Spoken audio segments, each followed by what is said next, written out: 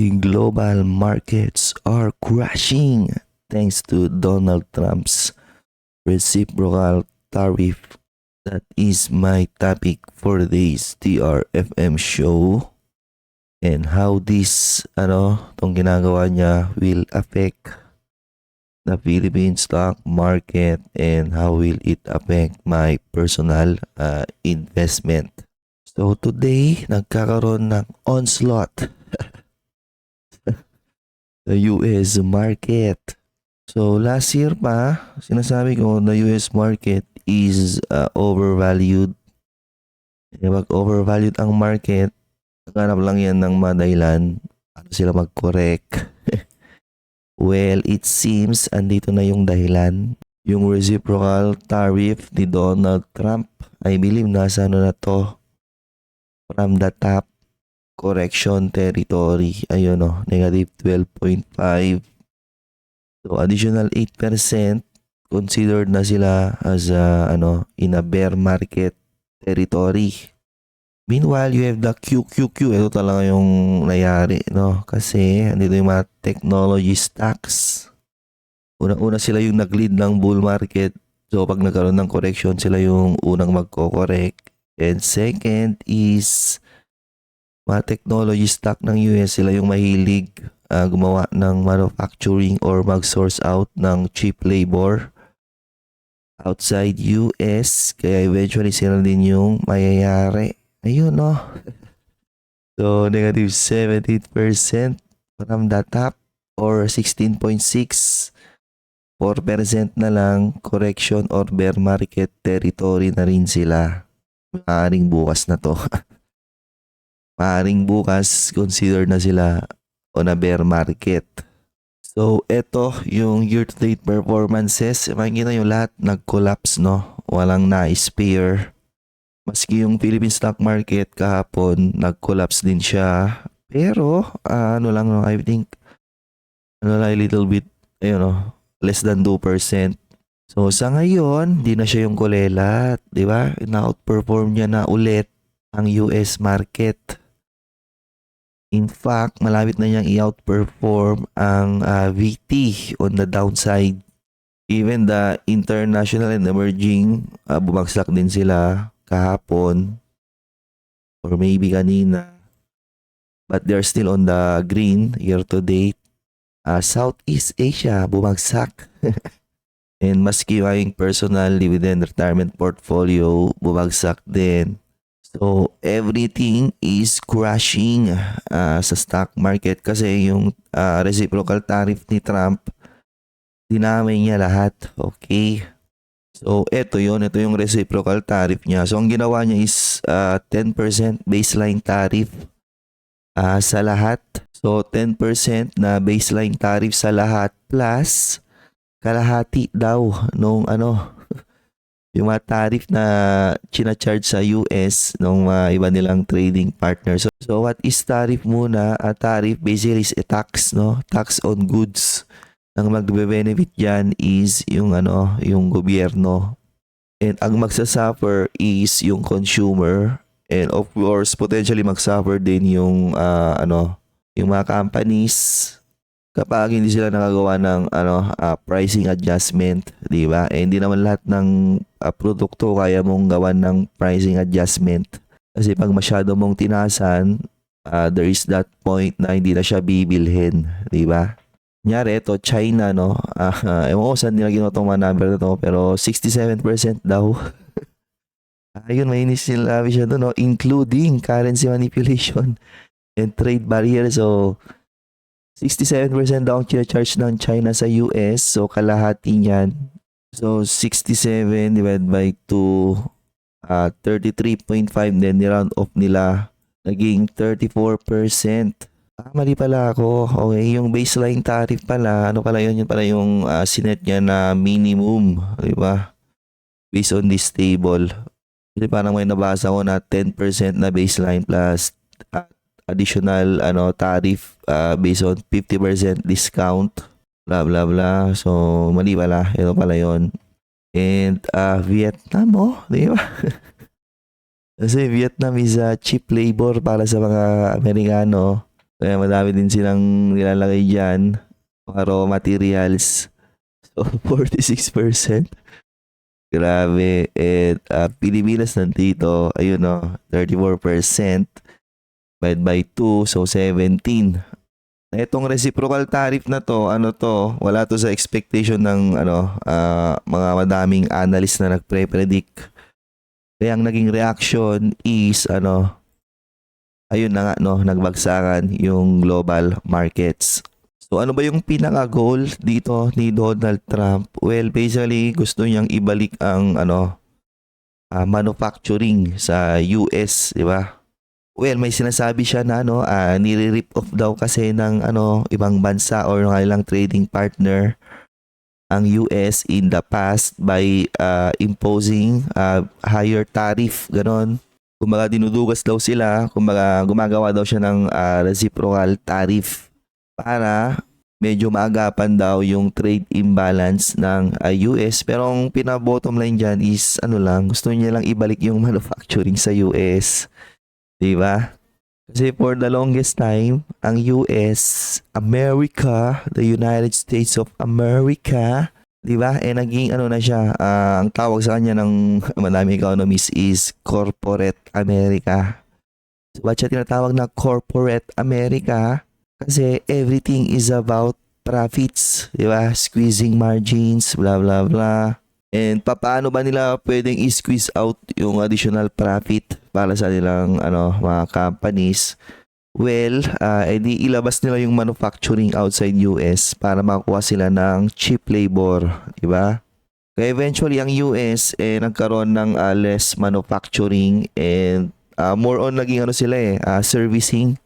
So nag-import sila ng ng mga raw product, raw materials and ipa-process na lang nila to produce a high quality product and doon nila i-export ulit yon. Unlike kunyari pag China, di ba? Pag sinabi mo kasing China, from raw material, papunta sa pina-finish product, talagang may may supply chain ang China sa mismong lugar nila. Yun yung wala sa US, di ba? Yun siguro yung gustong ibalik ni Donald Trump. Yung full supply chain ng isang manufacturing from raw material to finished good dapat nandyan dyan sa US. Kapag ginawa niya yon, syempre makapag-address na rin siya ng labor issues, di ba? Kasi pag magpuput up ka ng manufacturing sa mismong US soil, that's job opportunities.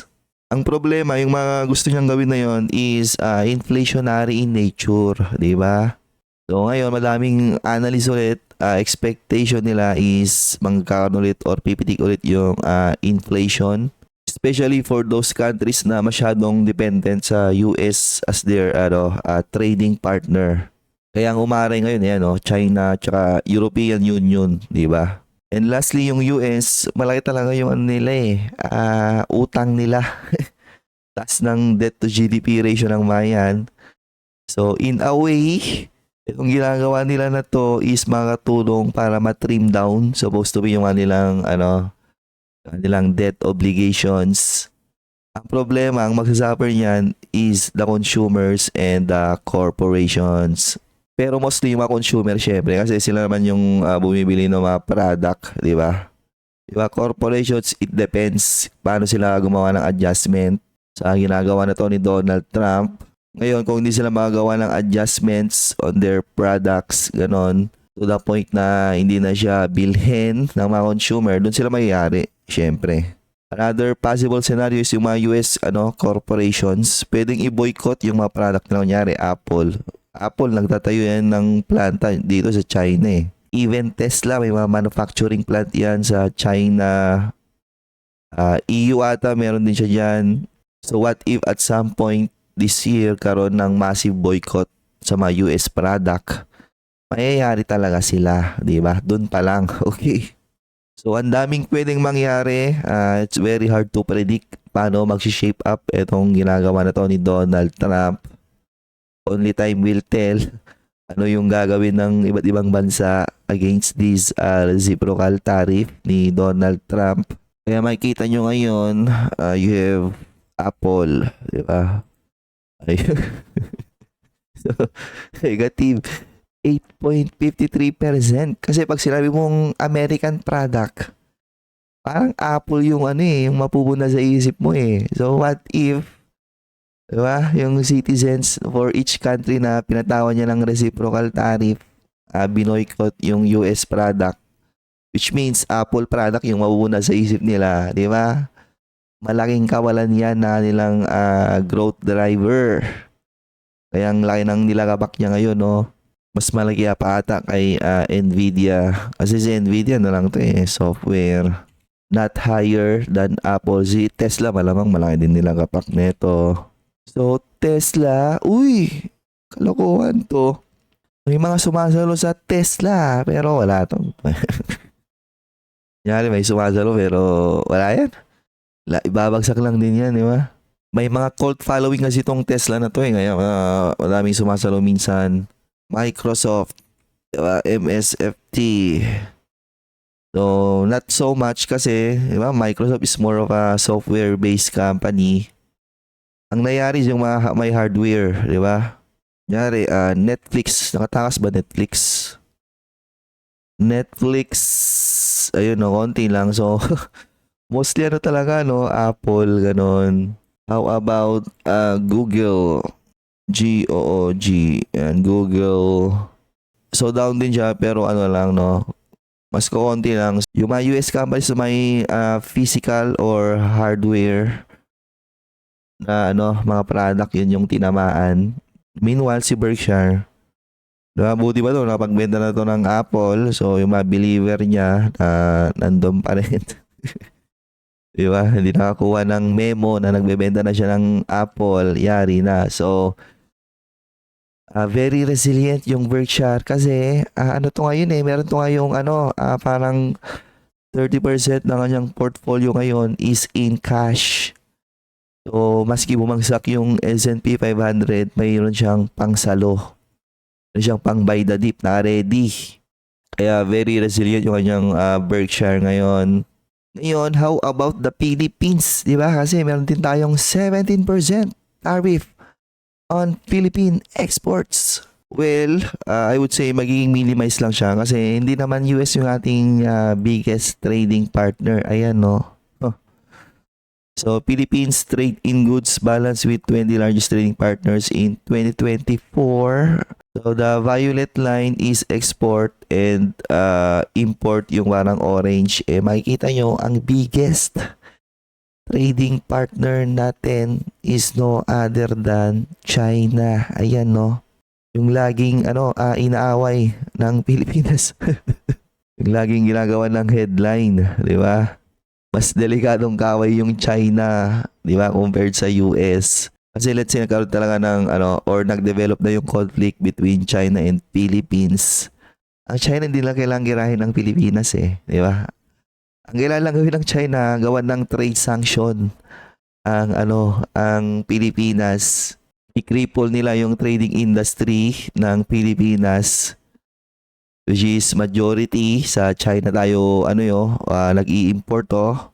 Imagine the amount of inflation na magde-develop kapag ginawa ng China yon. I-trade sanction ang Pilipinas. Pauwiin nila lahat ng OFW sa China. Assuming nakuha nila yung Taiwan, di ba? Pauwiin lahat nila ng Pilipino yung nasa Taiwan.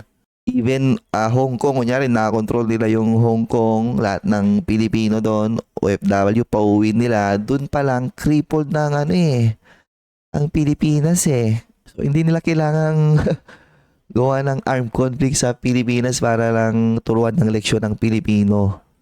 Kailangan na lang nilang gawa ng trade sanctions and some other restrictions, blah blah blah. Kasi ang US, ayan no, di ba? Ang ini-import natin sa US, 8.7 yan in billion USD ba to? O tama, in billion USD. And mas malas tayo mag-export sa US kaysa mag-import. Ayan no. So lahat ng companies na nag-export sa US na nilang product, yun yung mamayari, di ba? Na I believe sa ating Philippine stock market, very minimal lang eh. May mga mangilan-ngilan. Sa main index, si CNPF, tama ba? I believe may na-export to sa US. Ayun, no? So, lumalagabak na siya. Kasi, 6%. Kasi ito yung feeling ko may in-export sa US. Si JFC in a way, di ba? Exposed din doon sa US. Ayun, lumagapak din. Sino pa ba? Parang wala na eh. Hindi ko na ma-recall yung iba. So, ito kapag nagtuloy-tuloy itong Jollibee, aba, it could be an opportunity. Pero mabili siya at a very discount price. No, nyari, mag-trade siya lower than 100, di ba? So, nasa ano na siya, below my bargain price. Paano siya pwedeng saluhin, di ba? Parang sila tong chart na to. Ba't parang laging 6% lahat? Hindi pala ano lang, negative 3.11. How about ICT? Kasi ang dami nitong trading sa ano, not so much, no? So sa ngayon, di pa nagpa-price in ng potential supply chain disruption kasi itong ginagawa ni Donald Trump. Pag nagkanda gulo-gulo, pwede rin mag-cause ulit yan ng supply chain disruption. Na yung supply chain disruption, nagkukos din yan ng inflation. Okay. So ngayon, personally, ano yung diskarte ko? Magbebenta na ba ako? Donald Trump! It's the end. It's the end of everything. It's the end of global markets. Well, it's the end of US market. At least for this year, I believe, pupunta yan into bear market.